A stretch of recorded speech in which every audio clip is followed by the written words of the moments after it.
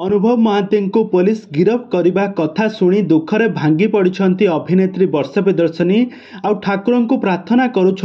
तेबे दर्शक बंधु आपण मैंने तो समस्ते जानिथे वर्षा और अनुभव का बद सबकि आपण मैंने समस्ते जानिथे, किंतु दर्शक बंधु जहाँ एवं शुणा मिलूला कि अभिनेत्री वर्षा प्रियदर्शिनी पुरीघाट थाना अनुभव का नाँ निर्यातनार एतला देते जो अनुभव महांती को सीएमसी कोर्ट तरफ NBW जारी करा जायथिला।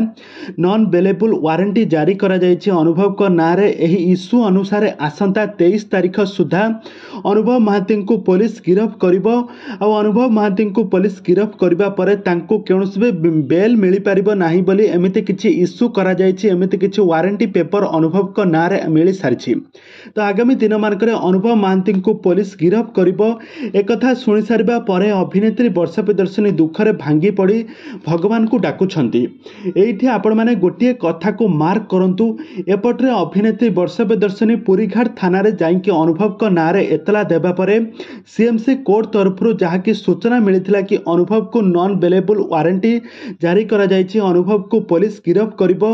जहाँकि अनुभव आ वर्षांकर केस टी फाइनल न होई सारिबा परे तांकर डिवोर्स मामला टी संपूर्ण भाबरे स्थिर भाबरे स्थायी भाबरे अनुजाई न होई सारिबा परे संपूर्ण भाबरे तांकर केस टी सुनानी न होई सारिबा परे तांको पुलिस तांको छाड़िबो नाही, तांको गिरफ करके रखिबो बोली एमिति किछि एतला देइछि आज हाईकोर्ट।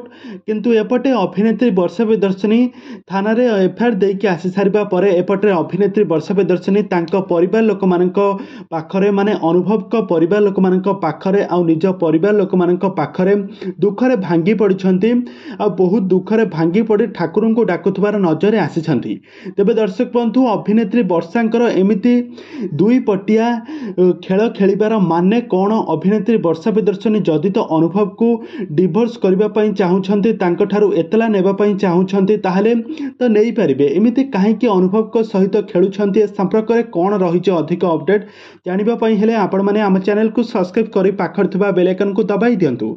दर्शक बंधु आपण मैंने समस्ते जानिथिबे अनुभव आ वर्षांकर डिवोर्स कथा तो आपण मैंने समस्ते जानिथिबे। पूर्वर अनुभव एवं वर्षा दीर्घ 4 वर्ष होइजिबो तांकर डिवोर्स टी आज पर्यंत फाइनल होई पारु नाही। दुहे परस्परक नाँ थाना रे एतला देउछंती, किंतु एही गत किछि दिन हबो अनुभव को ठारू अलगा हेबा पई वर्षा पूरा माइंड पूरा डिसीजन करके नहीं सारिछंती कि से अनुभव को ठारू अलगा हेबे। आ गोटिए पर गोटिए इश्यू लगाई पारे लागिछंती अनुभव को नाँ आ गत किछि दिन पूर्वर अभिनेत्री वर्षा प्रियदर्शिनी पुरीघाट थाना रे जाई अनुभव को नाँ निर्यातना केस देथिले। वर्तमान समय से सीएमसी कोर्ट तरफ हाईकोर्ट तरफ जहाँकि सूचना मिलता अनुभव को दुई थर कोर्ट को डका जाइथिला, किंतु अनुभव महांती जाई पारि नथिले। एपटरे इलेक्शन ने रही से बहुत सारा टेंशन ने रहिथिले, काहेकि से बीजेडी पार्टी छाड़ी बीजेपी पार्टी रे एंट्री करुथिले, एहेति पई से कोर्ट को दुई थर डेट को कैंसल करथिले। किंतु एहा परे कोर्ट जहाँ आज शुणाणी मिली कि अभिनेता अनुभव महांती को नॉन बेलेबल वारंटी जारी करिछि, काहेकि से जेतेबेले दुईटी तारीख को से घुंचाई देइथिले। आज अनुभव महांती को पुलिस गिरफ करिबा बोली एमिति किछि बड़ प्लान करिछि हाईकोर्ट। आ प्लान करिछि तांको जदि गिरफ करे तांको केबे भी छाड़िबो नाही, तांकर जे पर्यंत अनुभव आ वर्षांकर डिवोर्स टी फाइनल न होइछि।